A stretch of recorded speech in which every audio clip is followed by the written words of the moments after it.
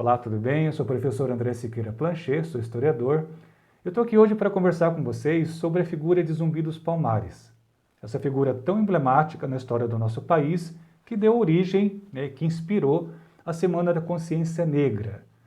Zumbi dos Palmares é uma daquelas pessoas da história cuja vida ela é muito envolta em lendas, mitos, realidade, o que dificulta muito a nossa compreensão do seu papel histórico no nosso país, na história da nossa sociedade.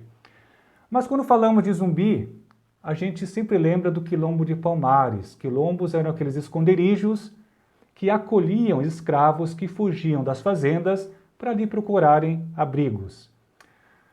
Sobre a história pessoal do Zumbi dos Palmares, é muito complicado a gente ter acesso pela falta de documentação. Mas há um relato da época de um jornalista que fala que ele nasceu livre em Palmares, mas por algum motivo ele foi capturado e vendido como escravo para um padre de uma cidade ali perto. Esse padre acabou ensinando latim e português para o Zumbi, deu o nome para ele de Francisco, e quando ele tinha 15 anos ele fugiu desse dono, desse padre, e acabou voltando para Palmares. Esse relato não é tão aceito pelos historiadores de hoje por falta de documentação, afinal temos apenas uma testemunha, e para fazer história assim fica um pouco complicado.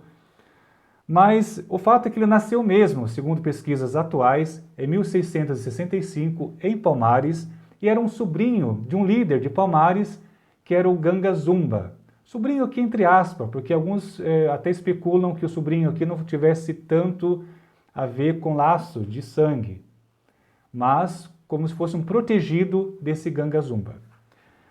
Não pode esquecer também que o próprio nome Zumbi, ele em algumas línguas africanas, quer dizer fantasma.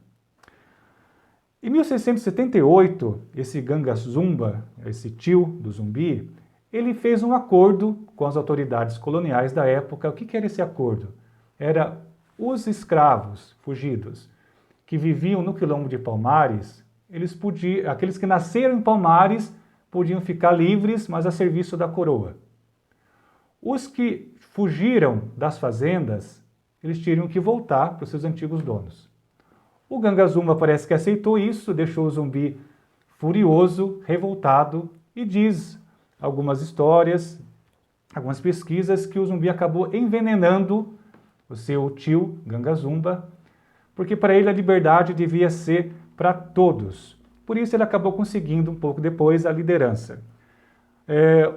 O Quilombo de Palmares ele acabou tendo seu fim com a invasão do Domingos Jorge Velho, lá em 1692, 1694 mais ou menos, que acabou destruindo o Quilombo de Palmares, e algumas histórias da época também falavam que o Zumbi acabou se suicidando dentro ali daquela invasão, no meio daquela invasão, mas relatos mais recentes falam que ele fugiu e viveu 1 ano e meio ali no vilarejo próximo, mas ele foi traído por um dos seus companheiros que acabou criando uma emboscada para o Zumbi. Ele acabou sendo preso, sendo executado, suas mãos foram cortadas, sua cabeça foi degolada e exposto numa praça pública lá em Recife. O Zumbi, a morte dele ocorreu lá no dia 20 de novembro de 1695, e isso acabou inspirando o Dia da Consciência Negra, como eu disse no início, essa semana de reflexão sobre identidade, sobre racismo, desafios, alcances e formação mesmo da cultura negra aqui no Brasil. Tá?